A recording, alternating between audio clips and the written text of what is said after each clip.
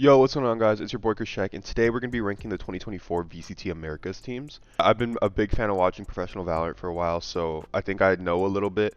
This offseason has been kind of crazy, so yeah, let's get into it. So starting in 11th place, honestly, I didn't hear too much about this team like this entire offseason. I'm gonna put Crew in last place.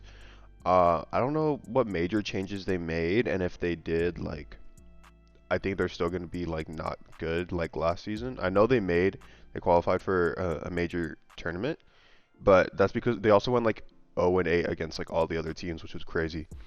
So yeah, I'm gonna put them in 11th place.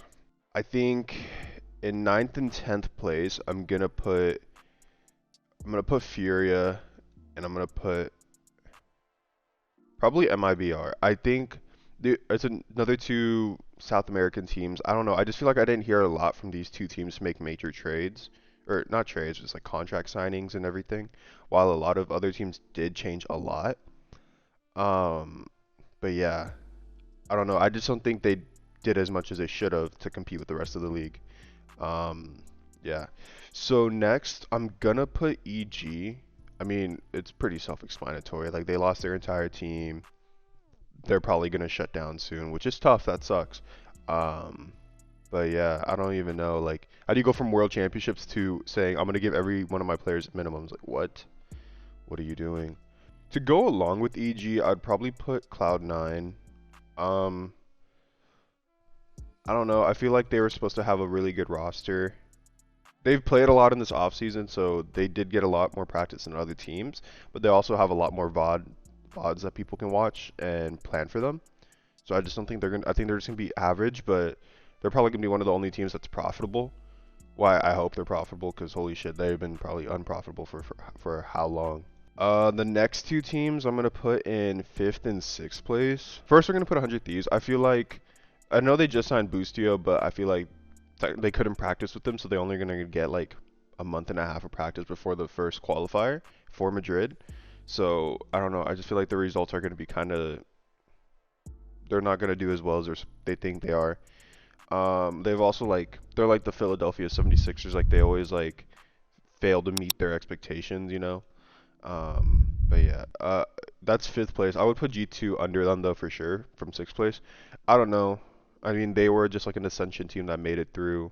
Well, not an Ascension team. Like most of the players were the Ascension team. Um, yeah, I just don't see them doing as well. I think they do have a lot of talented players, but they're just not going to be able to.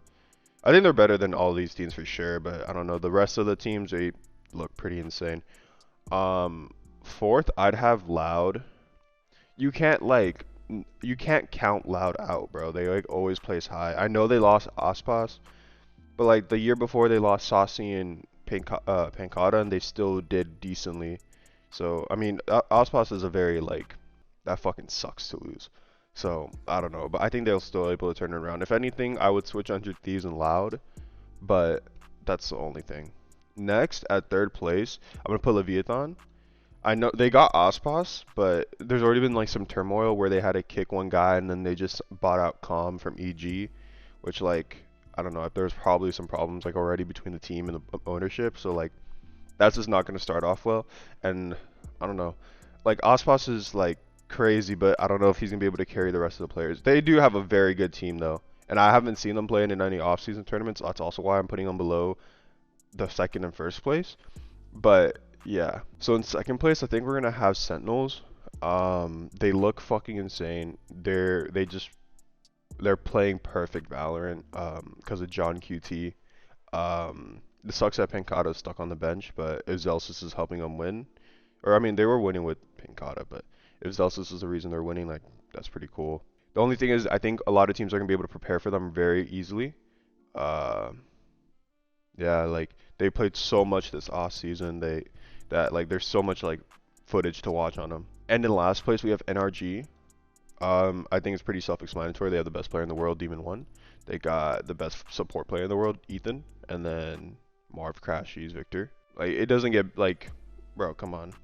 I think they could, but this is a team that definitely could like have like the most disappointing first tournament because it's still so new because it took so long for the contracts to get done. But yeah, let me know what you guys think in the comments below, where you guys have all these teams ranked. I think my list is pretty valid. Let me know what y'all think. But anyways, I'll see y'all in the next video. Come.